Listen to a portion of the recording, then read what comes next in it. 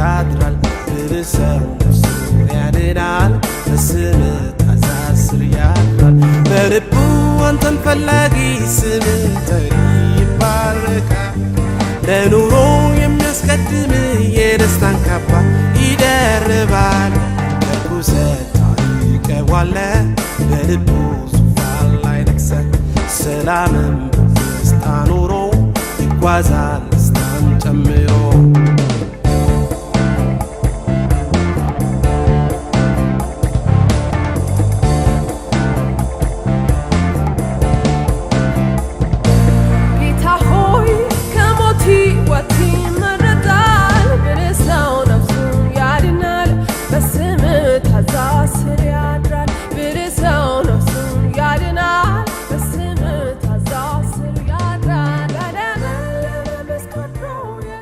በእግዚአብሔር የተወደዳችሁ የፕሮግራማችን ተመልካቾች እንደምን ሰነበታችሁ? ይህ የህይወት ምንጭ ቴሌቪዥን አገልግሎት ነው። የህይወት ምንጭ ቴሌቪዥን አገልግሎት በዛሬው ዕለት አንድ ተጋባዥ እንግዳ ይዘንላችሁ ቀርበናል። ይህም እንግዳችን በኢትዮጵያ አዲስ አበባ ከተማ ውስጥ በክራይስት ሴንተር ቤተክርስቲያን በፓስተርነት ከሚያገለግለው ፓስተር አለሙ ሞላ ጋር ሲሆን በራሱ የህይወት አቅጣጫ በአገልግሎቱና ብሎም ስለ ኢቫንጀሊዝም ወይንም የወንጌል ስርጭት አሰራርን በተመለከተ ከተለያዩ ቤተክርስቲያን ጋር በአንድነት በመሆንና የእግዚአብሔር ቃል ሂዱ ወንጌልን ወይንም የምስራቹን ቃል ለፍጥረት ሁሉ ስበኩ የሚለውን ዋነኛ ሐሳብ በመያዝ እጅ ለእጅ በመያያዝ በሚያከናውኑት አገልግሎት ላይ በይበልጥ በማተኮር የነበረንን የጭውውት ጊዜ ለተመልካቾቻችን ይጠቅማል በማለት ለአየር አብቅተነዋል። በማዳመጥ ይባረኩ። እግዚአብሔር አምላክ ዘመናችሁን ይባርክ።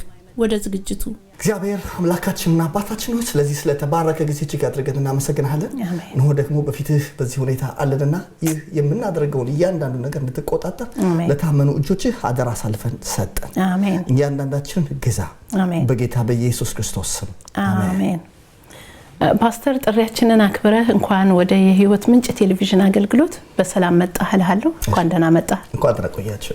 አሜን። እግዚአብሔር ይመስገን።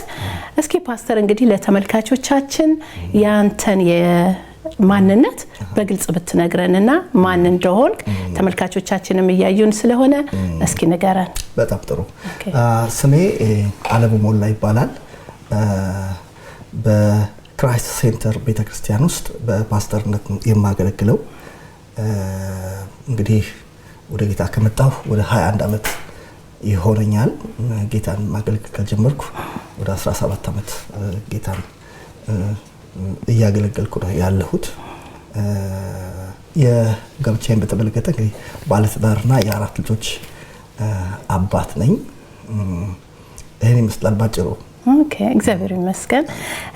መቼና እንዴት ነው አገልግሎት የጀመርከው ወይም ወደ አገልግሎት የመጣኸው?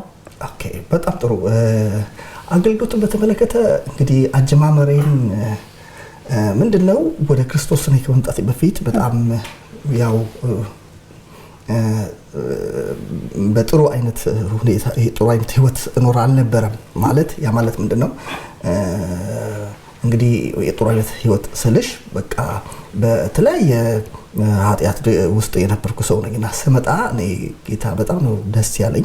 ከዛ የተነሳ ያደረኩት ነገር ምንድነው በጣም አነበነበረ እግዚአብሔርን ቃል በጣም ደግሞ ጸልያለሁ። ወንጌልን በመሰራበት አካባቢ ሁሉ ወንጌልን እመሰክር ነበር እና ከመጣሁበት መንፈሳዊ በረሃነት የተነሳ የክርስቶስ ኢየሱስ በዚህ ሁሉን በሚችል አምላክ ጥላ የክርስቶስ ህይወት የገባሁበት ይሄ የመንፈስ ደስታ በጣም ደስ ስላለኝ በሙላት ነው የገባሁበት እና በዛ ሁኔታ ውስጥ ነው እንግዲህ ሳላውቀው የወንጌል ምስክርነቱንም የእግዚአብሔርን ቃል ማንበቡንም ሌሎች ነገሮችንም እየገባሁበት የመጣሁት በዚህ ሁኔታ ነው። ከዛ በኋላ ግን ያው በትክክል በቤተክርስቲያን አገልግሎቴን ጆይን ከቤተክርስቲያን ጋር አብሬ ከመፍሰስ አንፃር ግን ምንድነው ኦልሞስት እንግዲህ ጌታን ባገኘው በ4 ዓመቴ ከ4 ዓመት በኋላ ነው እንግዲህ በ87 ዓመት ነው ጌታን ያገኘሁት። ኦልሞስት ወደ 90 ምናምን አካባቢ ነው ወደ አገልግሎት የመጣሁት እና ከዛ በኋላ አንድ ቤተክርስቲያን ከትንሳኤ ምስክሮች የሚባል ቤተክርስቲያን ጋር አብሬ ብዙ ሰርች ያለው እና በዛ ቤተክርስቲያን ውስጥ በዛ አገልግሎት ውስጥ ናዝሬት የሚባል አገር ውስጥ እዛ ፓስተር ሆኜ ቢያንስ ለ10 ወር አካባቢ ፓስተር ሆኜ ያንን ቤተክርስቲያን መመገብ ጀመርኩ። በዚህ ነው የጀመርኩት።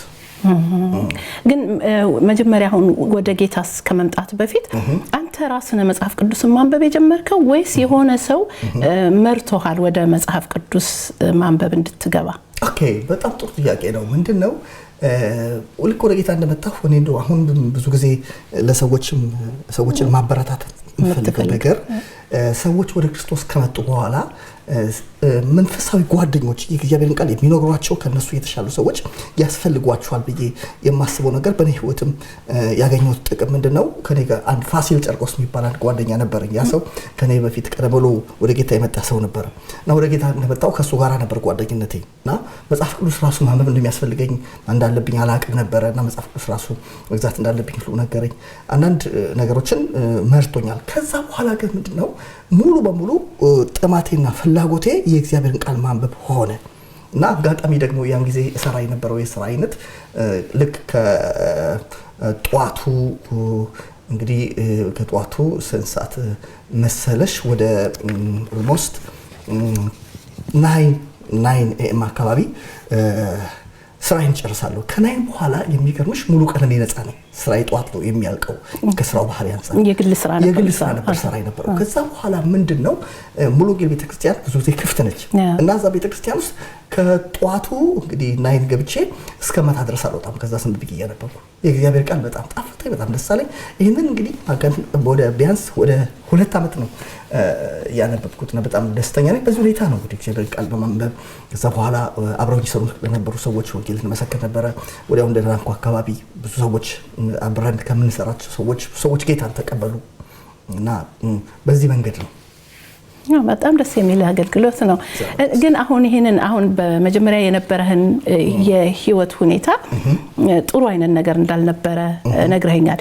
በጣም አስቸጋሪ የሚባል የህይወት ምክንያቱም ለተመልካቾቻችንም ሊጠቅም ይችላል በማለት ነውና በጣም አስቸጋሪ ሁኔታ የሚባል የህይወት ደረጃ ነው የነበረው ወይስ ደግሞ በቃ ኖርማል መጠጣቱም ቢሆን ወይ ሌላ ነገሩም ቢሆን እንዴት ነበረ?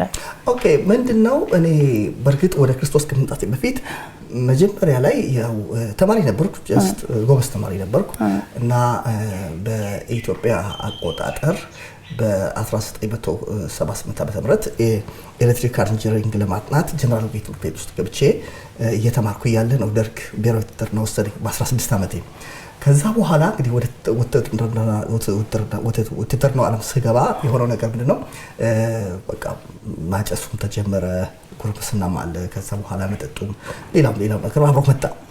በኋላ ግን ምንድነው የተፈጠረው ነገር ከደርግ ሊወድቅ አካባቢ ወደ አዲስ አበባ ከመጣሁ በኋላ በተለይ አስታውሳለሁ በኢትዮጵያ አቆጣጠር በ1984 ዓ.ም ነፃ መውጣት ፈለኩ። ያ ማረገው ያ ህይወት ደስ አላለኝም። አዎ፣ እና የመውጣት ፍላጎት መጣ። ከዛ የተነሳ ጥረት ማድረግ ውሳኔ ወሰንኩ። ከ84 ዓመተ ምህረት ወደ 85 ዓመተ ምህረት እነዚህ ማልፈልጋቸው ክፉ ባህሪዎች አይሻገሩም ብዬ ወሰንኩ። የእውነት አስጠልቶኝ ደስ ስላላለኝ ነው። የሚገርምሽ ነገር 85 ዓመተ ምህረት መጣ። በ85 ዓመተ ምህረት ወደ 1 ወር ጥሩ ሆንኩ። ከ1 ወር በኋላ ግን ተመልሼ ወደኩ። የእውነት ከዛ በኋላ ውሳኔ በራስህ ነው እንጂ በራሴ ከዛ በኋላ ኦኬ ምናልባት የኔ ድክመት ሊሆን ይችላል አልኩና 85 ዓመተ ምህረት ወደ 86 እንደዚሁ እነዚህ ጥሩ ያልሆኑ ባህሪዎቼ ወደ 85 ዓመተ ምህረት መሻገር የለባቸውም ብዬ ወሰንኩ። አሁንም ወደ 1 ወር ወደ 2 ወር አካባቢ ጥሩ ሆንኩና ተመልሼ እንደገና ወደኩ። መጨረሻ ላይ 87 ዓመተ ምህረት ምን እንደገባኝ ታውቂያለሽ? በቃ አቅመ ቢስ እንደሆንኩ ከዚህ ነገር መውጣት ማልችል እንደሆነ ተረዳው። ምክንያቱም ሙሉ ኃይሌን የተጠቀምኩት ሙሉ በሙሉ ያን ህይወት መኖር አልፈልግም። በጣም የሚገርመው ነገር ሰው በክርስቶስ ካልተረዳ ካልታገዘ በስተቀር ብዙ ጊዜ ሰው በራሱ ይወስናል። ይሄን አላደርግም ያንን አላደርግም። በተለይ አመታቶች በመጡ ቁጥር ልክ አሮጌ አመት አልቆ አዲስ አመት ሰው ብዙ ፕሮሚስ ይገባል። ይሄን አላደርግም እንዲህ አደርጋለሁ እንዴ ግን በእግዚአብሔር እርዳታ ካልሆነ የእግዚአብሔር ጣልቃ ገብነት ከሌለበት ምንም ነገር ሊሆን እንደማይችል ነው የሚገባኝ አይደል? እውነት ነው፣ ትክክል ነሽ። እና ያ ነው በኔም ህይወት ወደዚህ ነገር ነው እየገፋኝ የነበረው። የራሴን ጥረት በራሴ ጥረትና በራሴ ፍላጎት በራሴ አቅም መውጣት እንደማልችል የተረዳሁት 86 ዓመተ ምህረት ላይ ገባኝ። 87 ዓመት ወደ 87 ዓመተ ምህረት ከመግባቴ በፊት ምን አደረኩ መሰለሽ? ለመሆኑ አንድ ጥያቄ ጠየቁ። ለመሆኑ ወደዚህ ምድር የመጣኝ ማን ነው አልኩ። እግዚአብሔር ፈጣሪ ነው ያመጣኝ። ኦኬ ወደዚህ ፈጣሪ ከመጣኝ ታዲያ ነፃ መውጣበትን እንግዲህ ነፃ መውጣበትን መንገድ እሱ ያዘጋጀው ነገር የለም ወይ? ስለዚህ እሱ ራሱ ባዘጋጀው አቅጣጫና መንገድ ልውጣ ብዬ የራሴ መፍጨርጨር አቆሜ 87 ዓመተ ምህረት ከናጢያቴን የገባሁት። ምክንያቱም ምንም አቅቶኛል፣ አልቻልኩም። የእውነት ነበር ወስዶ ጌታም ደግሞ ኃጢአተኞችን ነው የሚወደው። አዎ በኋላ የሚገርምሽ ነገር በዛው በ87 ዓመተ ምህረት አንድ ታክሲ ሾፌር ጓደኛ ነበረኝ ሰለሞን የሚባል እና ከሱ ጋራ ሌላ አንድ ሰለሞን የሚባል ጓደኛ ነበረኝ። ሁለታችንን ዛሬ አብረን ነው የምናሳልፈዋልና የሆነ እሑድ ቀን ነው ህዝብ የተሰበሰበበት ቦታ ላይ ይዞን ሄደ እና መድረክ ላይ ቆሞ የነበረው ፕሮግራሙን ሊመራ የነበረው ሰው ምን እያለ ያወራል? በተለያየ ጥያቄ ውስጥ ያላችሁ ከኃጢአት ባርነት ነፃ ለመውጣት ስትሞክሩ ነገር ግን ያቃታችሁ የምስራች አለኝ። ለክርስቶስ ህይወታችሁን ብትሰጡ ኢየሱስ ክርስቶስ ከሰይጣንና ከኃጢአት ባርነት ነፃ እንድታወጧችሁ በነፃነት መኖር ትችላላችሁ እያለ ያወራል። እንዴ ይሄ የሚያወራው ነገር ጥሩ ነገር አይደለም ወይ? እኔ እኮ ፈልገዋለሁ ሞክሬው ነበረ። አዎ ስለዚህ በዚህ መንገድ መውጣት የሚቻልበት ከሆነ እኔ እፈልጋለሁ አልኩና አስተቀኑ አስታውሳለሁ 87 ዓመት ታህሳስ 4 ቀን ለክርስቶስ ኢየሱስ ህይወቴን ሰጠው። እውነቴን እምልሽ ከዛ ቀን በኋላ ሙሉ በሙሉ ውስጥ የነበረው ያ ጥያቄ ተመለሰ። ላትመለስበት ሁለት ነበር ጥያቄው አንድ ምንድን ነው? አንደኛ የኃጢአተኝነት ስሜቱ እንዲጠፋ፣ ሁለተኛ ደግሞ ወደፊት ያንን ክፉ ነገር ኃጢአትን አለማድረግ የምችልበት ኃይል ማግኘት ፈልግ ነበር እና እነዚህን ሁለቱ ነገሮች አገኘው። በፊት አረጋቸው የነበሩት ነገሮች አስጠሉ። ሙሉ በሙሉ ህይወቱ የተቀየረ ይሄ ፍጹም ለውጥ አይደለ? ፍጹም አዲስ ፍጥረት መሆን ማለት ነው። እግዚአብሔር ይመስገን። ታዲያ ይሄን ጌታ እንደ ግል አዳኝ አድርገህ ከተቀበልክበት ጊዜ ጀምሮ አሁን ይሄንን የህይወት ለውጥ አግኝተህ እንደዚህ አርፈህ ረክተህ በኖርክበት ሰዓት ላይ ከህብረተሰቡም ሆነ ከቤተሰብም ሆነ ተቃውሞ ወይንም ደግሞ አለመቀበል አልገጠመህም? በጣም የሚገርምሽ ነገር ጥሩ ጥያቄ ጠየቅሽኝ። የሚገርምሽ ነገር እኔ በነገራችን ላይ የቄስ ልጅ ነኝ። አባቴ መምሬ ሞላ ተገኝ ይባላሉ እና በቄስ ቤተሰብ ውስጥ ነው ያለሁት። ወደ እንግዲህ 7 ነው ቤተሰቡ። እኔ መጀመሪያ ልጅ ነኝ። ከዛ የተነሳ በቃ እኔ አባቴ ይወደኛል። ከቤተሰብ ጋር ጥሩ ኮሙኒኬሽን አለኝ። እንግዲህ ይሄን ጥያቄ እንደተመለሰ ለክርስቶስ ህይወቴ ሰጥቼ እንዳረፍኩ ነግሬሻለሁ። ልክ ይሄ ነገር እንደሆነ ምንድነው የሆነው? እኔ ወዲያው ነገሩን አልገለጥኩላቸውም፣ ግን ከውጪ መስማት ጀመሩ። ከጎረቤት ቃለ ሕይወት ቢባል ቤተክርስቲያን አለ እና ቃለ ሕይወት ቤተክርስቲያን ውስጥ እዛ ዓለሙ ቃለ ሕይወት ቤተክርስቲያን ሲገባ አይተነዋል ብለው ጎረቤቶች ለቤት ነገሩ። ከዛ በኋላ አይ ውሸት ነው እሱ እዛ ሄድም ተባለ። በኋላ ሲያዩኝ እውነትም መሄድ እርግጥ እንደሆነ ታወቀ። ከዛ በኋላ አባቴ ምንድን ነው ያለው? እንግዲህ እንደምታውቀው እኔ ካህን ነኝ ኦርቶዶክስ ቤተክርስቲያን ውስጥ። ከኔ ጋርና ከዚህ ቤተሰብ ጋር መኖር የምትፈልግ ከሆነ ዛሬ ምርጫ እንድታረግ እፈልጋለሁ። የምትፈልግ ከሆነ ኢየሱስ የምትለውን ነገር ማቆም አለብህ። ካለበለዚያ ግን እዚህ ቤት ውስጥ መኖር አትችልም። ቤቱን ለቀህ ነው መውጣት ያለብህና ምርጫ ንገረኝ አለ። አንዳንድ ጊዜ እኮ አንዳንድ ጥያቄ ከባድ ሲሆን ከሶስት ቀን በኋላ አስቤበት እነግርሃለሁ ይባላል። የሚገርምሽ ነገር ይሄ ከባድ አይደለም። ምክንያቱም ያዳነኝ ጌታ በጣም ትልቅ ከመሆኑ የተነሳ እውነት ነው በስጋ ከወለደኝ አባቴ ይልቅ ሌላ እውነተኛ አባት ስላገኘው ምንም እንደው ወደፊት ምን ሆናለሁ የሚል ስጋት ውስጥ ስለሌለ ህይወቴ በጣም ስለተደላደለ መልሱን አስቤበት ከ10 ቀን በኋላ ከ3 ቀን በኋላ አላልኩትም። መልሱ ወዲያው ነው ነገር ምርጫዬ አንድ ነገር ነው፣ ቤቱን ለቆ መውጣት ነው አልኩ። እንግዲህ ቤቱን ለቆ መውጣት ተባልኩ። ከዛ በኋላ ትንሿን ታክሲ ያኔ ላዳ ነበረ፣ እሷን እሺ ብቻ የነበረኝ ንብረት አንድ ሳጥን ነበር፣ እሱን አስጭኜ ወጣሁ ማለት ነው። እንዴት ደስ ይላል። በጣም እግዚአብሔር ይመስገን። ትልቅ ነገር ነው ይሄ። ጌታ ሁሉን ነገር ያስንቃል፣ ሁሉን ነገር ያስጥላል። ስለዚህ በእውነተኛ መወለድ ሰው ከተወለደና ከገባው የክርስቶስ ፍቅር ምንም አይመጥ ነው አይደል እንዴ? ያኛውን ይሄኛውን ሊል እስኪላስብበት የሚያስብል ነገር ምንም አይኖርምና እግዚአብሔር ይመስገን። ታዲያ አሁን ከዛ በኋላ ይሄንን ጌታ እንዲህ ተቀብለን አንተ ብቻ ነህ በቤታችሁ ውስጥ የዳንከው ወይስ ሌሎች ቤተሰቦች መምጣት ችለዋል? የሚገርምሽ ነገር ይሄን በተመለከተ ምንድነው የሆነው ነገር ወደ ጌታ ስመጣ በርግጥ ቤተሰቡ አርፏል። አንደኛ ስጋት ነበረባቸው። አሁን ከቤት ስወጣ ይሄ ሰው ምን ያጋጥመው ይሆን?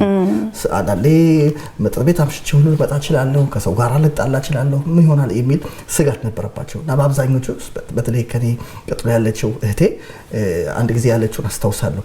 እኔ ስለ ዓለሙ ምንም ማሰብ ትቻለሁ፣ ለምን እሱ በቃ እንደው ተቆጣጣሪ እንዳለው ገብቶኛል አለች። ለውጥ ኮምፕሊት የሆነ ለውጥ ነበር። ያንን ማየት ችለው ነበር። በዛ ነገር ደስተኞች ቢሆኑም ግን ብዙ ያው ጌታን ለመቀበል ፈቃደኞች አልነበሩ። ቅድም እንደነገርኩሽ ህይወቴ ወንጌል በመስከር ለማያምኑ ሰዎች እግዚአብሔርን ቃል እናገራለሁ። ነገር ግን በህይወቴ በቤተሰቤ አልዳለም ነበር ለ17 ዓመት ማለት ነው። እስከ 17 ዓመት ጌታን አግኝቼ እኔ እንግዲህ አገለግላለሁ፣ ሌሎች ሰዎች በእኔ አገልግሎት ወደ ጌታ ይመጣሉ። ግን ፋሚሊ ሳይድን ማለት ነው። መጨረሻ ላይ ምንድነው የሆነው? በእግዚአብሔር ፊት እጸልይ ነበር እነሱ እግዚአብሔር ወደ ጌታ እንዳይመጣቸው። እግዚአብሔር ቃል እንደሚናገረው አንተ መመም አንተ ቤተሰቦች ናላችሁ ስለሚል በዛ መሰረት ምንድነው የሆነው ነገር? መጨረሻ ላይ ሙሉ ቤተሰቡ ወደ ጌታ መጣ ማለት ነው። አሜን። እግዚአብሔር ይመስገን። ሙሉ ቤተሰብ እናቴም ቤተክርስቲያን ቸርቻን አልፎ ትሄዳለች። ሙሉ ልቧን ባሰጥም ሌሎቹ ግን እህቶቼም አንድ ወንድም ያለ ሌሎቹ ሴቶች ናቸው፣ በሙሉ በጌታ ናቸው። ስለዚህ አንተ ከዳንክ በኋላ ሙሉ ቤተሰብህን ማርካል ወደ ክርስቶስ ማለት ነው። በጣም ትልቅ ነገር ነው። እግዚአብሔር ይመስገን። አሁን በዚህ አጋጣሚ ከተመልካቾቻችን በጌታ የሚያምኑ ሆነው ግን ቤተሰቦቻቸው ደግሞ ጌታን የማያውቁ ሆነው ችግር የሚገጥማቸው ሊኖሩ ይችላሉ። ወይም ደግሞ እስከመቼ ነው የኔ ቤተሰብ ወደ ጌታ የማይመጣው? ወንድም ያለ እህት ያለ እናት ያለች የሚሉ ሊኖሩ ይችላሉና እግዚአብሔር ጸሎትን የሚሰማና በጊዜው የሚመልስ እንደሆነ እስኪ ለተመልካቾቻችን በእውነት አንተ ካለፍክበት ጀምሮ የምትለው ነገር ካለ። ኦኬ ቴንክ ዩ። እውነት ነው።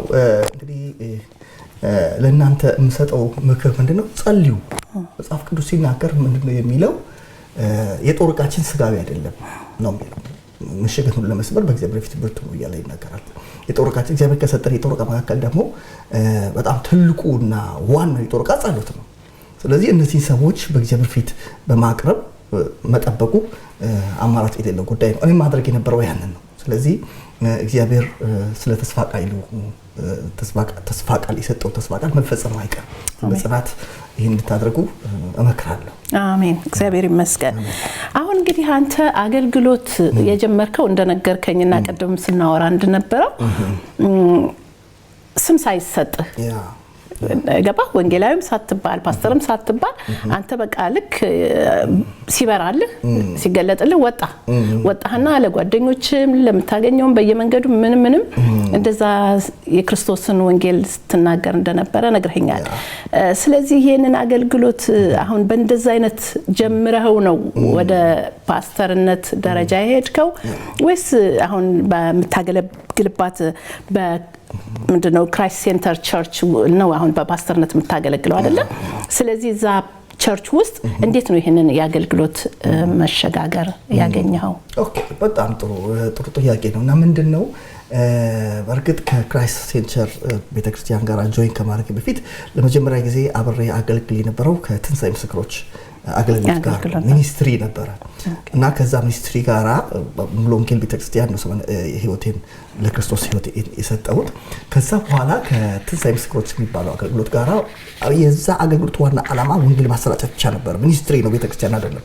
እና ከዛ አገልግሎት ጋራ የተለያየ አገሮች ላይ በዛ አገልግሎት ውስጥ ድሬዳዋ፣ ሐረር፣ እንደገና ጂማ፣ መቱ፣ ናዝሬት የተለያዩ በኢትዮጵያ የተለያዩ ክፍሎች ውስጥ ወንጌል የማገልገል አብሬ ማገልገል እድል አጋጥሞኝ ነበር። በኋላ ምንድነው የቤተክርስቲያኑን ይመራ የነበረው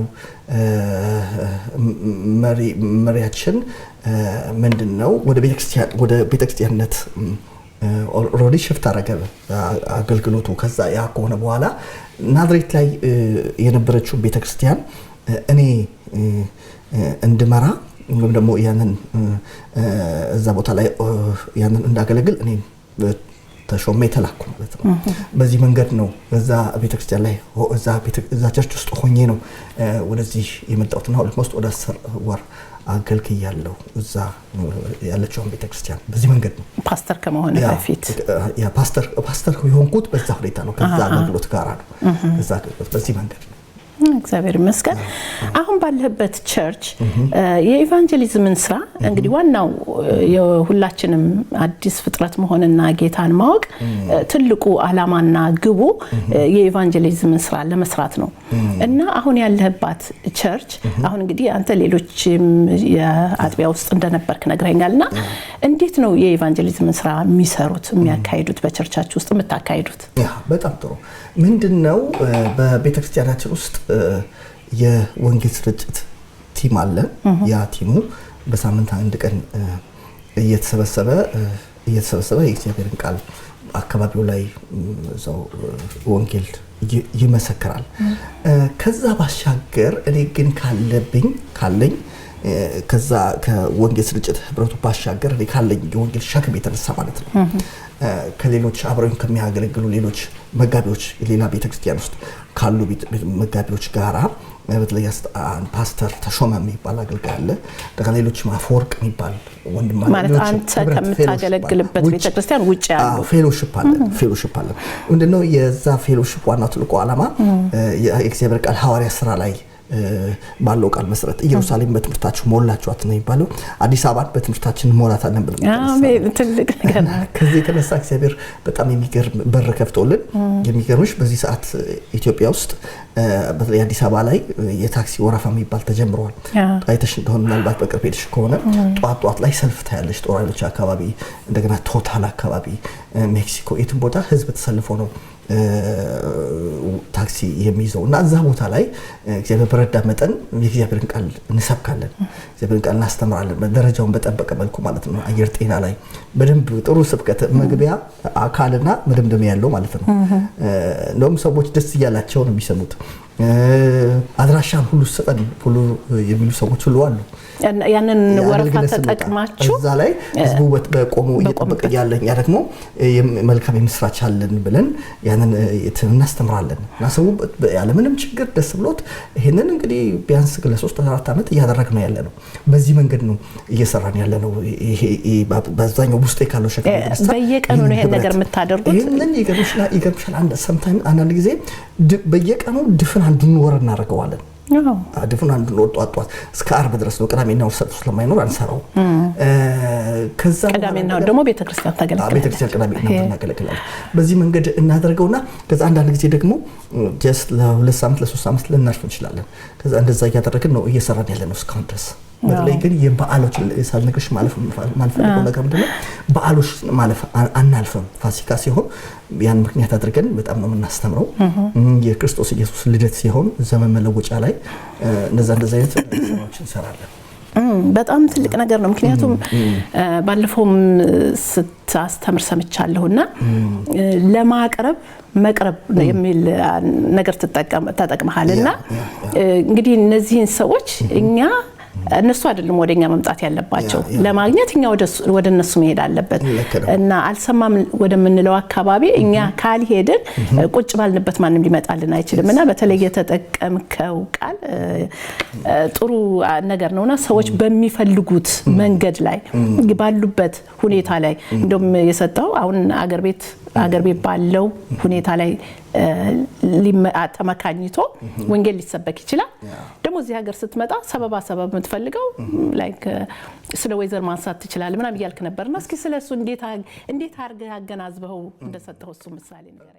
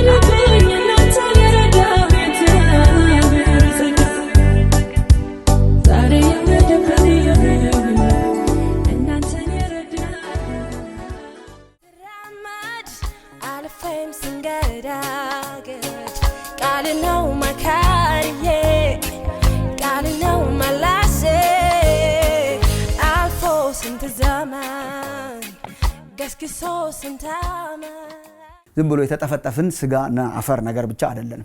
የህይወት እስትንፋስ እግዚአብሔር እፍ ብሎብናል። ውስጣችን አለ ነፍስ መንፈስ የሚባል አለ። ይሄ ስጋ ብቻ እንዳልሆነ ያስታውቃል። ይሄ ስጋ ብቻ ቢሆን ኖሮ የሰው ልጅ ስራ መብላትና መጠጣትና መታጠብና ይሄ መንከባከብ ብቻ ይሆን ነበር። ግን ውስጣችን ብዙ ነገር አለ። ስሜት አለ። ውስጣችን ያለ ሳይኮሎጂካል የሆነ ነገር አለ። በውስጣችን የሚቃተት ሌላ ማንነት አለ። ለዘላለም የሚኖር ዘላለማዊ ማንነት አለ። እግዚአብሔር እፍ ያላት እስትንፋስ በውስጣችን አለች እና ሰውን ሰው ሲለው እግዚአብሔር ይሄንን ስጋውን ብቻ አይደለም። ሰውን ሰው ሲለው በሙሉነቱ ነው። ስለዚህ ስጋው እየተንቀሳቀሰ መንፈሱ የሞተውን ሰው አለ አይለውም እግዚአብሔር። የሞተ ሰው ነው፣ ይንቀሳቀሳል፣ ይበላል፣ ይጠጣል፣ እግዚአብሔርም የሚያስፈልገውን ይሰጠዋል። ግን ያለ ክርስቶስ የሆነ ህይወት የሞተ ህይወት ነው መጽሐፍ ቅዱስ እንደሚያስተምረን። አዳምና ሔዋን ኃጢአት ሲሰሩ ከእግዚአብሔር መገኘት ነው የተባረሩት። በመንፈስ የሰው ልጅ የሞተ ሆነ።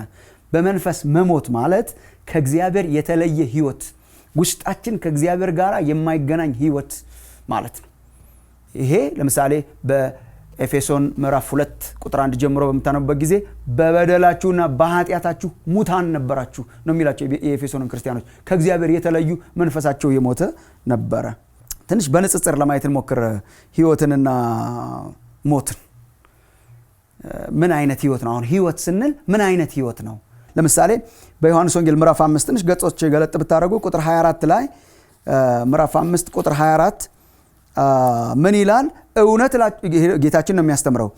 እውነት እውነት እላችኋለሁ ቃሌን የሚሰማ የላከኝንም የሚያምን የዘላለም ህይወት አለው አለ። የዘላለም ህይወት አለው። ይሄ ለዘላለም መኖር ብቻ አይደለም። ለዘላለም መኖር አንዱ ነገር ነው፣ ግን ዝም ብሎ የእድሜ መራዘም ሳይሆን ምን ይላል? ከሞት ወደ ህይወት ተሻገረ እንጂ ወደ ፍርድ አይመጣም ይላል። ስለዚህ ሰው የዘላለምን ህይወት ሲያገኝ ከሞት ወደ ህይወት ተሻገረ። በሌላ አገላለጽ ወደ ፍርድ አይመጣም። ስለዚህ የዘላለም ህይወት ማለት ምን ማለት ነው? የዘላለም ህይወት ማለት ከፍርድ ነፃ የሆነ በልጁ የሚያምን አይፈረድበትም ተብሎ እንደተጻፈ ከእግዚአብሔር ፍርድ ነፃ የሆነ የማይፈረድበት የማይኮነንበት የጸደቀ፣ በሌላ አነጋገር እግዚአብሔር የተቀበለው ያ ህይወት ነው ህይወት የሚለው እንጂ እሱ ከሌለ ግን በስጋ መኖር ነው። ሌላ ለምሳሌ ዮሐንስ 10:10 ሁላችን እንደምናውቀው ለምሳሌ ሌባው ይላል ስለ ዲያብሎስ ሲናገር፣ ሌባው ሊሰርቅ ሊያርድ ሊያጠፋ ነው የመጣው አለ። ንጽጽሩ ሌባው ሊሰርቅ ሊያርድ ሊያጠፋ ነው የመጣው። ከዛ እኔ ህይወት እንዲሆንላችሁ ነው የመጣሁት ያውም እንዲበዛላችሁ። ስለዚህ ይቺ ህይወት ምን ማለት ናት? ከሌባው ከዲያብሎስ አምልጦ ከተሰረቀ ሊያጠፋን ላለ ከሚገለን ከሚያጠፋን ህይወት ወጥቶ ከክርስቶስ ጋር ስንታረቅ ከዚህ የወጣው ዴሊቨርድ የሆነው ነፃ የወጣ ህይወት ማለት ነው። ከዲያብሎስ ቁጥጥር ስር የወጣ ከጨለማው የወጣ ማለት ነው። ለዘላለም የማይጠፋ ምዕራፍ 10 ቁጥር 28 ላይ ስትሄዱ ለዘላለም የማይጠፋ። ስለዚህ የሞተ በምንልበት ጊዜ ሰው የሞተ ነው በምንልበት ጊዜ በዲያብሎስ ቁጥጥር ስር ነው፣ በጨለማ ውስጥ ነው ያለው፣ በፍርድ ውስጥ ነው ያለው፣ ዲያብሎስ ሊያጠፋው ነው ያለው፣ የሞተ ነው፣ ከእግዚአብሔር ጋር የማይገናኝ ነው፣ ደግሞ መጨረሻ ላይ ለፍርድ የሚቆም ነው፣ ለኩነኔ የሚቆም ነው። ህይወት ስንል ግን ከእግዚአብሔር ጋር የታረቀ ከእግዚአብሔር ጋር የሚገናኝ የሚበዛ ህይወት ማለት ነው። ይሄ ህይወት በክርስቶስ ኢየሱስ ያገኘነውን ህይወት ብቻ ሳይሆን የሚለው በዮሐንስ ወንጌል ምዕራፍ 1 መሰረት የበራ ነው። ብርሃን ጨለማ ነበረ፣ ብርሃን ይሁን አለ። ስለዚህ በእርሱ ህይወት ነበረች የሚሰጠን ማለት ነው። ምን አይነት ህይወት ናት ይቺ?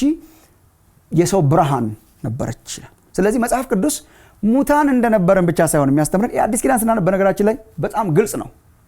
ሙታን ብቻ እንደነበረን ሳይሆን መጽሐፍ ቅዱስ እንደሚነግረን በሞራል በውስጣችን ጨለማ ውስጥ እንደነበረን እኛም ራሳችን ጨለማ እንደነበረን ነው የሚናገረው። ይሄ የታወቀ ነገር ነው። እርግጥ ጨለማ በራሱ የለም፣ ጨለማ በራሱ አይኖርም። የብርሃን አለመኖር ነው።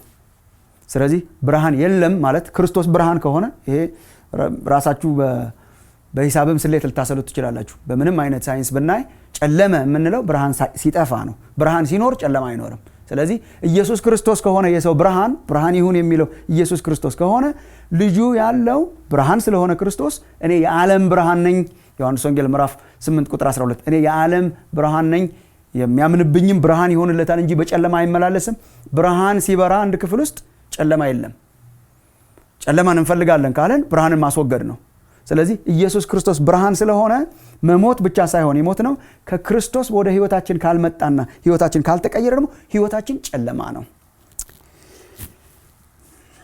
ሰዎች በጨለማ ይኖራሉ ያለ ክርስቶስ ሲኖሩ። ምን ማለት ነው? ከእግዚአብሔር የተለየ ክፉ የሚሰራ ብቻ ሳይሆን ክፉ እርግጥ ሁላችንም ይብዛ ሚነስም አለብን። ግን ክፉ የሚያደርግ ብቻ ሳይሆን ክፉ ማድረጉ የማይታየው ክፉ መስራቱ የማይታየው እንዲታየውም የማይፈልግ ኃጢአትና ክፋት የተመቸው ተመችቶት እንዲኖር የሚያደርግ ጭልም ያለ የሚያስከትለው ውጤት የማይታየው ወዴት እንደሚሄድ የማያውቅ በሱስ በመናምን የተጠመደ ክፋቱ እንዲመቸው የሆነ እሱ ነው የጨለመ ህይወት ማለት። ሞራላችን ውስጣችን ያለ እግዚአብሔር ብርሃን መሆኑ ብቻ ሳይሆን በጨለማ መኖራችን እንዲመቸን በኃጢአት መኖራችን እንዲመቸን ያረጋ ብርሃን ኦልሞስት እስከማንፈልግ ድረስ ስለ ጽድቅ እንዲነገረን እስከማንፈልግ ድረስ ተመችቶን እንድኖረን የሚያረግ የሞራል ስታተስ ነው ጨለማ ማለት። ዮሐንስ 3:19 ላንብብላችሁ እዚሁ ዮሐንስ ላይ ስለሆነ ብርሃን ወደ ዓለም ስለመጣ ሉክ አሁንም ብርሃን ነው ክርስቶስ ብርሃን ወደ ዓለም ስለመጣ ሰዎችም ስራቸው ክፉ ነበርና ከብርሃን ይልቅ ጨለማን ስለወደዱ ፍርዱ ይህ ነው። ከብርሃን ይልቅ ጨለማን ወደዱት ይላል። ይሄ እኮ በስጋ አንወድም። በስጋ መብራት ሲጠፋ ነው የምንበሳጨው። መብራት ሲመጣ ነው በስጋ ደስ የሚለን። በመንፈስ ግን ሰዎች ደስ አላቸው የሚለው ምንድነው? ብርሃን መብራት ሲጠፋ ደስ ይላቸዋል። ለምን? ቁጥር 19 ምዕራፍ 3 ላይ ስትሄዱ ስራቸው ክፉ ነበር። ክፉ ስራ ስለሚሰሩ እንዲገለጥ አይፈልጉም። ክፉ የሚያደርግ ሁሉ ብርሃንን ይጠላልና ስራውም እንዳይገለጥ ወደ ብርሃን አይመጣም። ስለዚህ ሰዎች ስራቸው እንዳይገለጥ ብርሃን እንዳይበራ አካውንተብልም እንዳይሆኑ ጨለማው ተመችቷቸው እንዲኖሩ የሚያደርግ ሞራሊ ከእግዚአብሔር የራቀ አንዳንድ ጊዜ ፋታ አግኝተን ማሰብ ስንጀምር የምንጠላቸውን ነገሮች እንኳን እንድንወዳቸው የሚያደርግ እንደዚህ አይነት ህይወት የሚኖሩ ሰዎች አሉ። የማይወዱትን ነገር ይወዱታል። መላቀቅ ይፈልጋሉ ግን ይኖሩታል። ይሄ ነገር አልፈልገውም ይላሉ ግን ይኖሩታል። የማይመቻቸው እንዲመቻቸው ሆኗል። እጠላዋለሁ ግን አረጋዋለሁ ይላሉ። ጨለማ፣ መውጫ የሌለው ጨለማ፣ የሞራል ጨለማ፣ ያስተሳሰብ ጨለማ፣ የህይወት ጨለማ ይሄ ነው። እንግዲህ ሰው ክርስቶስ ሳይኖረው ሲቀር ኢየሱስ ክርስቶስን ሳያመን ሲቀር ይሄንን ብርሃን አልቀበልም ሲል ከክርስቶስ ሲሸሽ በምን አይነት ህይወት ውስጥ ነው ያለው ያለን እንደሆነ በሞተ ህይወት በሞተ መኖር ከእግዚአብሔር የተለየ ኑሮ መንፈሱ ከእግዚአብሔር የተለየ የሞተ ሰው ነው። ይሄ ብቻ ሳይሆን ምግባሩ የጨለመ የማይወደውን የሚያደርግ የማይወደውን በማድረግ የሚመቸው የጨለመበት በጨለማ ያለን ኢንፋክት ኤፌሶን 5 ቅዱስ ጳውሎስ ሲናገር በጨለማ ነበራችሁ ብቻ ሳይሆን ኤፌሶን 5:8 ላይ እናንተ ራሳችሁ ጨለማ ነበራችሁ ነው። ህይወታችን የጨለመ ነው። ያዳኝ ያለሽ ብለን የምንጮኸው ማንነታችን ሲገባን ነው። እውነተኛ ማንነታችን ይሄ ነው። ሰው መድኃኒት ፍለጋ የሚሮጠው ህመሙ ሲገባው ነው። አሁን ትልቁ ችግራችን ህመማችንም እንዳይታወቀን አድርጓል የጨለማው ብዛት። ሰው ያለ ክርስቶስ የሞተ ነው። እግዚአብሔር ከሰማይ ሆኖ ሲያይሽ እንዲህ ነው የሚያየን እንዲህ ነው የሚያይሽ ያለ ክርስቶስ ስንሆን ማለት ነው። ይሄ ሐኪም አሞሃል ሲል እኮ በጣም ጥሩ ነው። ህመማችን በኤቪደንስ ሲረጋገጥም በጣም ጥሩ ነው። ሮሜ 1:2-3 በመናነበት ጊዜ እሱን ነው የሚነግረን መጽሐፍ ቅዱስ። ከእግዚአብሔር አምፀን ወጥተናል፣ ከእግዚአብሔር ተለይተናል፣ ለማይረባ አእምሮ አልፈን ተሰጥተናል። ሰው ያለ ክርስቶስ የሞተ ነው። ጨለማ ውስጥ ነው ያለ ነው። ህመምተኞች ነን። በሽተኛ ነን። ውስጣችን በሽታ አለ፣ ህመም አለ፣ ጨለማ አለ፣ ኢሞራሊቲ አለ። እናውቀዋለን። ውስጣችን እኮ ይታወቀናል። እግዚአብሔርን አባት ብለን ቀጥ ብለን ለማናገር ድፍረቱም የለንም። በእግዚአብሔር ፊት ለመቆም ድፍረቱም የለንም። እግዚአብሔር የደነጋጋቸውን ድንጋጌዎች በሙሉ ጥሰናል። በኃጢአት ወድቀናል። ኃጢአተኞች ነን፣ የሞትን ከእግዚአብሔር የተለየን ከእግዚአብሔር ሽሽት ላይ ነን ያለ ነው። ልክ አዳም እና ሔዋን ከወደቁ በኋላ ከእግዚአብሔር እንደሸሹ ሩጫ ላይ ነው ያለ ነው። እግዚአብሔር መጥቶ ፈለጋቸው እንጂ የት ነህ አዳም ብሎ ሩጫ ላይ ሽሽት ላይ እግዚአብሔርን ላለማየት በሃይማኖት ስርዓትና በሃይማኖት ድርጅት ለመከለል ሞክረን ይሆናል። አዳም ራሱን ትንሽ ለመከለል እንደሞከለው በቅጠል ማለት ነው። ለመከለል ሞክር ይሆናል። አልፎ አልፎ የሃይማኖት ድርጅቶች ጋር እየሄድን በመናረጋቸው ድርጊቶች ለመከለል ሞክረን ይሆናል። መከለል አያዋጣንም፣ ግንኙነት ነው የሚያዋጣን። እና ጨለማ ውስጥ ነው ያለነው፣ ሙታን ነን። ይሄ ነው መፍትሄ ግን አለ። መፍትሄውን እንድንቀበል ለተቀበሉት ነው ህይወት የሚሰጠው። ኮንዲሽናል ነው። ዝም ብሎ ክርስቶስ ስለመጣ ሁላችን በቃ በብርሃን ውስጥ ነን ያለ ነው ማለት አይደለም። ብርሃን መጥቷል። በብርሃን ውስጥ ለመግባት ግን በራሳችን ፈቅደን የምንቀበለው ነገር ነው። ስለዚህ ይህ በክርስቶስ ኢየሱስ ያገኘነው የመጀመሪያው ነገር ከሞት ወደ ህይወት፣ ከጨለማ ወደ ብርሃን፣ ህይወትንና ብርሃንን ይዞ ነው የመጣው ክርስቶስ። ይሄ ነው በተደጋጋሚ የሚነግረን። በእርሱ ህይወት ነበረች፣ በእርሱ ብርሃን ነበረች። ስለ እውነተኛው ብርሃን ሊመሰክር ነው ዮሐንስ የመጣው። ብርሃንን አልተቀበሉትም፣ ግን ብርሃን በርቷል። ለሰው ሁሉ የሚያበራው ብርሃን ወደ ዓለም ሁሉ መጥቷል። በጨለማ መኖር የለብንም። የሚያምን በእኔ የሚያምን አለ ጌታ ኢየሱስ በዮሐንስ ወንጌል ምዕራፍ 12 ቁጥር 46 ላይ በእኔ የሚያምን ሁሉ በጨለማ እንዳይኖር እኔ ብርሃን ሆኜ ወደ ዓለም መጥቻለሁ። ኢየሱስ ክርስቶስ ሰው ሊሰጠን የማይችለውን ስጦታ ነው ይዞ የመጣው። ሰው ሊሰጠን አይችልም። ይሄ ድርጅትም ሊሰጠን አይችልም። ይሄ በስጋ ልጆችን ስንወልድ የሞተ ጨለማ ያለው ህይወት ይዘው ነው የሚወለዱት። ከዘር ግንድ እንኳን የሚመጣ አይደለም። ይሄ የበራና ከክርስቶስ ጋር የታረቀ ህይወት፣ ይሄ ከፍርድ ያመለጠ ህይወት ዝም ብሎ የሚገኝ ሳይሆን ክርስቶስን በመቀበል የሚገኝ ነው። ምንድነው ይዞ የመጣው? የበራ ብሩህ የሆነ ህይወትን ነው። ቃል ስጋ ሲሆን ይዞልን የመጣው ነው። አንድ ሁለት ነገሮች ብዬ ለማጠቃለል ሞክራለሁ። ይሄንን የመጀመሪያ ስለ ክርስቶስ ስለሰራቸው ስራዎች የምናያቸውን ነገሮች። የመጀመሪያው ነገር ህይወት አግኝተናል ወይ ነው። ይሄ በጣም በዓለም ላይ መሰረታዊ ጥያቄ ይሄ ነው። ሌላው ጥያቄ ሁሉ ይፈታል። አሁን እኛ የሰው ልጆች ትልቁ ችግራችን ምንድነው? መሰረታዊ ጥያቄ ሳንፈታ ጥቃቅን ጥያቄ ለመፍታት ነው የምንሮጠው። የሰው ዋና ችግር እንጀራና ውሃ አይደለም። የሰው ዋና ችግር ከእግዚአብሔር መለየት ነው። የሰው ዋና ችግር ከእግዚአብሔር መለየት መሞት ከሆነ የሰው መሰረታዊ ጥያቄ እንዴት በህይወት እኖራለሁ ነው። በስጋ እየተንቀሳቀስን ግን በመንፈስ የሞትን ከሆነን ይሄው ህይወት መጥቷል። ይሄው ህይወት ተገልጧል። ይሄው ክርስቶስ ተገልጧል። ስንቀበለው ስናምነው የዘላለም ህይወት ይሰጠናል። የዘላለም ህይወት ማለት የጊዜው እርዝማኔ ብቻ ሳይሆን የህይወቱ ልቀት ነው። የህይወቱ ኳሊቲ ነው። ህይወት አግኝተናል ወይ ነው። ብንሞት በስጋ የት እንደምንሄድ እናውቃለን ወይ ነው። ከፍርድ አምልጠናል ወይ ነው ትልቁ ጥያቄ። እሱ ደግሞ ተመልሷል በክርስቶስ። እግዚአብሔርን አሁን ብንጠይቀው ካንተ ጋር ለዘላለም መኖር እፈልጋለሁ ምን ላርግ ብንለው እውነተኛው ብርሃን ወደ ዓለም መጥቷል። ብርሃንን መቀበል፣ ህይወትን መቀበል በጣም ያስፈልጋል ብዬ አስባለሁ። ክርስቶስን በማመንና በመቀበል የሚሰጣትን የበራች ህይወት የተቀበልን ሰዎች እንድንሆን እግዚአብሔር ይርዳን። ክርስቶስን ለምናምን ለኛ ለክርስቲያኖች ደግሞ ዮሐንስ 12:36 የሚነግረን እኛ የብርሃን ልጆች ነን። ክርስቶስ ሲናገር ምን አለ? የብርሃን ልጆች እንድትሆኑ በብርሃን እመኑ። ይህ አስገራሚ ነው። ክርስቶስ ብርሃን ነው። በብርሃን ስታምኑ የብርሃን ልጆች ትሆናላችሁ። ምን ማለት ነው? ጨለማውን የሚጠላ ጨለማውን የሚጸየፍ ኃጢአትን የሚጸየፍ የብርሃን ማንነት ነው የተሰጠን። ክርስቶስን ስንቀበል ያገኘነው ህይወት እሱ ነው። ጨለማው ይመቸን ነበር፣ ኃጢአት ይመቸን ነበር። በተለያየ ስም እንጠራቸዋለን፣ አዲክሽን ምናምን እያለን እንዲመቸን አድርጎን ነበር። ሞራሊ አስተሳሰባችን ከእግዚአብሔር ጋር ባለን ግንኙነት ሞራሊ ጨለማ ውስጥ ነበርን። የምግባር ጨለማ ውስጥ ነበርን። ኃጢአትን ወደን የምናደርግ ነበርን። ጌታ ኢየሱስን ስንቀበል ብርሃን ነው የተቀበልነው። ጨለማን ተቀብሎ የሚኖር ዘር አይደለም ውስጣችን ያለው።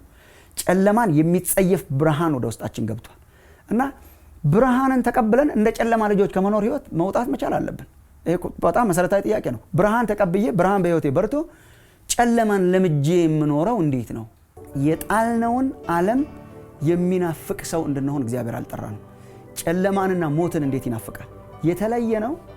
ጨለማን ነው የተለየ ነው። ሞትን ነው የተለየ ነው። ከእግዚአብሔር መለየትን ነው። በሞራሊ የጨለመ እግዚአብሔርን የማያመንን ሰው ህይወት ግለጥልኝ ቢለው ጨለማ ብሎ ነው የሚገልጠው፣ ሞት ብሎ ነው የሚገልጠው። ይሄ የሚያጓጓ አይደለም፣ የምንጠማውም አይደለም። ብርሃናችን እየተጨመረ እየተጨመረ እየተጨመረ በሰው ፊት የሚበራ እንዲሆን እግዚአብሔር ይርዳን። ብርሃንን ተቀበል ማደሪያዎች እንደምን የተወደዱ ናቸው በቅዱስ ቃል በመንፈስህ የቀደስካቸው ጌታዬ ሆይ በመቅደስ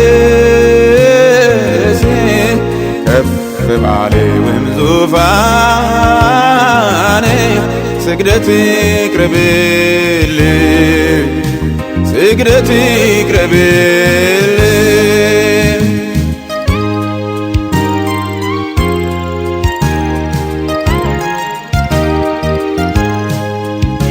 ክቡር ደንጊያዎች ሕያዋን ልጆች በበጉ ደም የተዋጁ ሰዎች ቤተ መቅደስ ለመሆን ታነጹ ማደሪያ ሆኑለት ለንጉሡ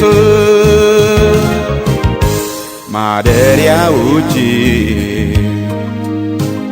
እንደምን የተወደዱ ናቸው በቅዱስ ቃል በመንፈስህ የቀደስካቸው ጌታዬ ሆይ በመቅደስ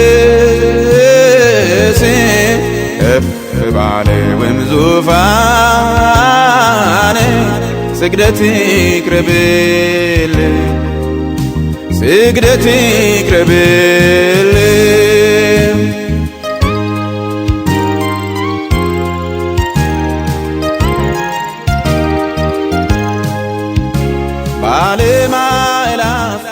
በእግዚአብሔር የተወደዳችሁ ውድ የፕሮግራማችን ተመልካቾች የዛሬ ዝግጅታችንን በዚህ አጠናቀናል። የዚህን ቀጣይ ክፍል በሚቀጥለው ሳምንት ይዘንላችሁ እንቀርባለን። ለአገልግሎታችን ይጠቅማል ብላችሁ የምታስቡትን ሁሉ በስክሪኑ ላይ በምታዩት ስልክ ቁጥርና ኢሜል እንድትልኩልን እናበረታታችኋለን።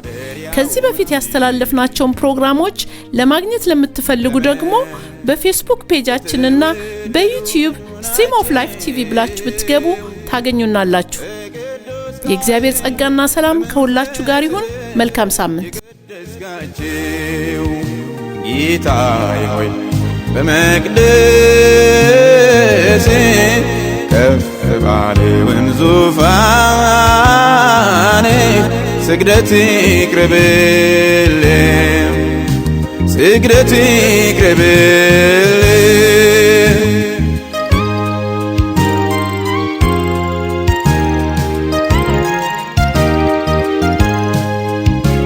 በጓዳዎች ክቡር ነገሮች ተከምረዋል የሰማይ ሀብቶች በመብራት በዘይትህም ቅባቶች እጅግ ደመቁ ያንተ ልጆች ማደሪያዎች እንደምን የተወደዱ ናቸው በቅዱስ ቃል በመንፈስህም የቀደስካቸው ጌታዬ ሆይ በመቅደስ ከፍ ባለውም ዙፋን ስግደት ይቅረብልህ ስግደት ይቅረብልህ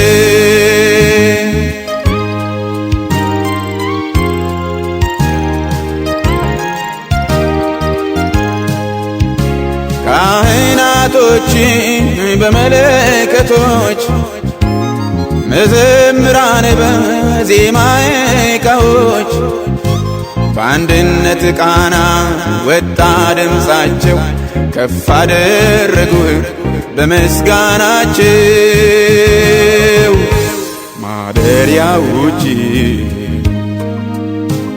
እንደምን የተወደዱ ናቸው በቅዱስ ቃል በመንፈስህ የቀደስካቸው ጌታዬ ሆይ በመቅደስ ከፍ ባለውም ዙፋን ስግደት ይቅረብልህ ስግደት